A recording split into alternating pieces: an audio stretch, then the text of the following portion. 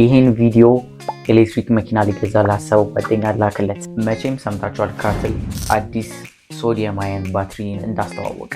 በዚህ ቪዲዮ ሶዲየም ለምን እንደተመረጠ በደንብ አድርጌ ያስረዳችኋል። ሶዲየም የተመረጠበት ሶስት ነገሮች አሉ ዋነኛነት። የመጀመሪያው አስተማማኝነት ነው። ሁለተኛ ደግሞ በፕራይስ ወይም ደግሞ በአፎርደቢሊቲ ነው። ሶስተኛው ደግሞ በሴፍቲ ነው። ከሊቲየም ጋር ስናወዳደው ሊቲየም ከዓለም ላይ ከሚገኙ ኤሌመንቶች የመገኘት ቻንሱ 33ኛ ደረጃ ሲሆን የሶዲየም ደግሞ 6ኛ ደረጃ ነው። which means የሶዲየም የመገኘት ቻንሱ በጣም ከፍተኛ ነው ከሊቲየም ይልቅ። የሊቲየም ዋጋ ፐር ሜትሪክ ቶን እስከ $6800 ነበር። በዚህ 3 ዓመት ውስጥ ደግሞ $7800 ገብቷል። which means በጣም ኤክስፔንሲቭ ነበር።